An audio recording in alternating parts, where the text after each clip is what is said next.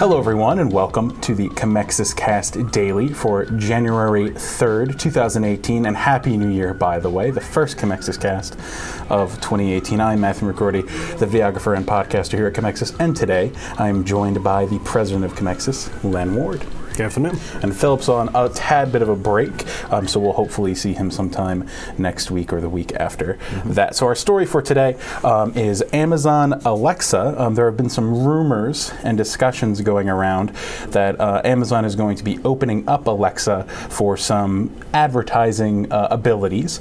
So in the past, there was a couple companies who were using Amazon Alexa skills, basically apps that Alexa can use, and they were having ads placed into those, and then Amazon cracked down on that and didn't allow you to do that in their terms of service, so that there were only a couple places that could have ads. So that was, radio streaming like Pandora or Spotify were allowed to have ads. If you were a news site and you had they have like news briefs that Alexa will be able to give, those could have a couple ads placed in them, but they couldn't be anything that was blatantly an advertisement just playing at any time. And also Alexa was not allowed to speak advertised content. It had to be a different type of voice than the regular Alexa voice, which upset some advertisers, potential advertisers on the platform. But now it looks like that Amazon is talking to a couple brands about changing that up a little bit. So they, an example, this is an article from CNBC, talked about how some brands that are going to be included are, Clorox, potentially Clorox, a couple, and Colgate and things like that. So the idea is that people will be able to ask Alexa certain questions. Say, for example, you're cleaning something and you ask Alexa, hey, Alexa, how do I clean, say, wine from a couch? And if Clorox has a product that allows that to happen, they might suggest it to you. Or if, for example, you buy Pine Sol and stuff like that, they might suggest a related brand Clorox product or something like that. So how do you feel about this this voice advertising?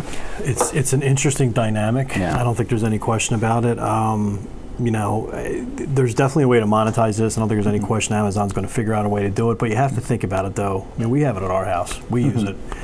I don't really know if I want to be interrupted with an ad if I'm saying, hey, Alexa, play Guns N' Roses or Kenny Chesney or something like that. Well, first, they're going on tour, you can buy tickets. I don't know. It's a very interesting dynamic.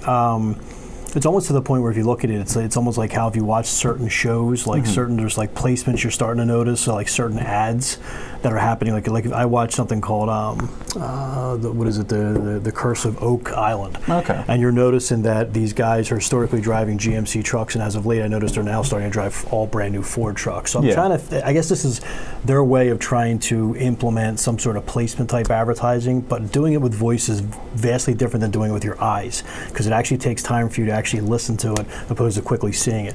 Much like when you're scrolling through Google and you look at the pay-per-click ads, it's really not that invasive to kind of look at a pay-per-click ad and scroll through it. So I think they have some work to do to try to figure out how to put this in the right spot. But I find it interesting, and as an advertising agency, I do think it's something that, for B2C, I would recommend clients do this. I think it's just a matter of how they do it.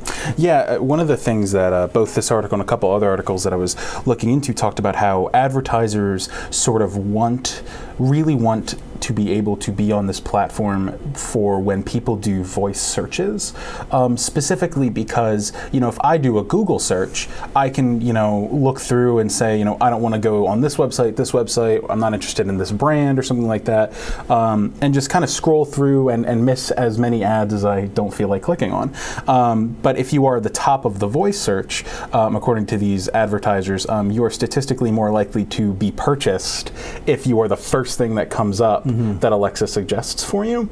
So that's one of the reasons that advertisers are really trying to jump on this platform, because if Amazon opens that up, there's a lot of competition for that top spot. There's competition, but there's also another thing. Like let's just say you tie in Sonos and you don't have a paid Sonos subscription. So these Amazon ads are now jumping in front of the Sonos subscription. So if you now I pay for Sonos, so I don't really listen, I don't hear the ads. But if you don't pay for Pandora, you don't pay for Sonos, you have to hear these ads. And So Amazon immediately is going to be taking priority over these musical platforms to play what they feel is if, the right ad for the person asking a question.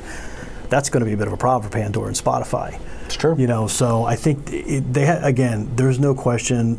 I'm a big believer in voice search. I don't think there's any question. It's where we're going with a lot of different stuff. I actually think a lot of interaction you're going to have is going to be away from a screen. I think you're going to be interacting vocally with things.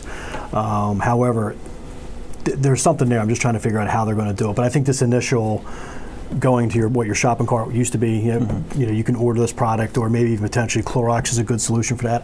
I don't find it overly invasive. I think that's okay. Yeah, a good example of what they're kind of going to be going for, they have things that Alexa will already suggest to you, but on a much smaller scale. So one example is that if you are looking to buy toothpaste and you don't give a specific brand of toothpaste, Alexa, for example, might suggest, in the example they give here, a brand like Colgate, and obviously you would be able to steer Alexa to another brand if you want that brand, or pick up that brand if that's what you want.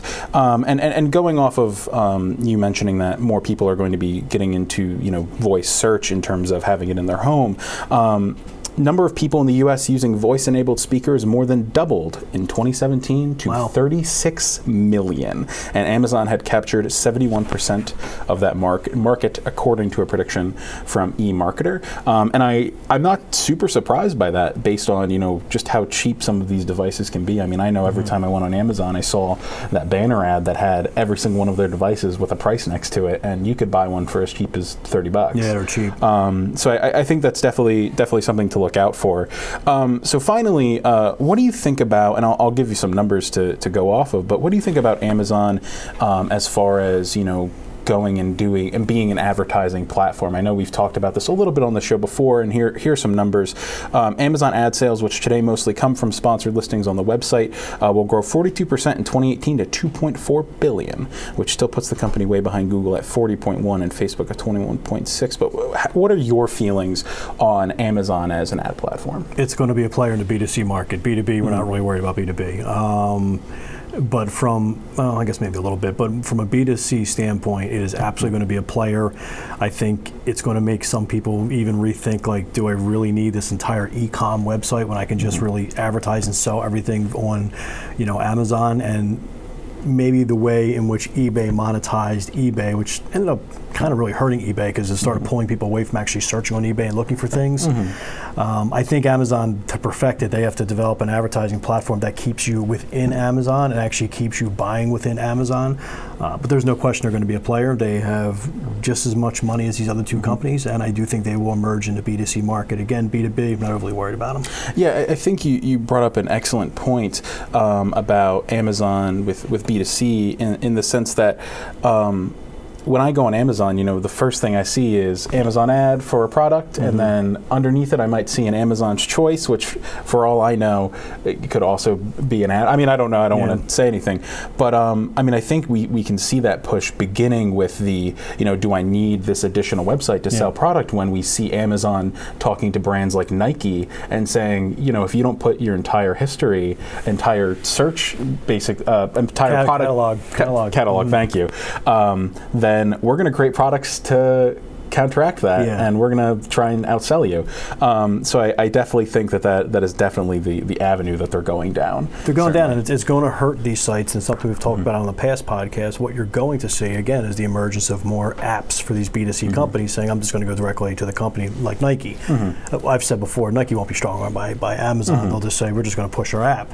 But yeah, it's if you're an e-com company, small, I think the larger ones are not worried about it. We have some clients who are a little bit larger e-com. That's not a focus for them, but the smaller mom and pop shops, do you really need to build out an e-com site anymore? So that's where I think Amazon can start grabbing more of those dollars, from an advertising perspective and marketing perspective. So yeah.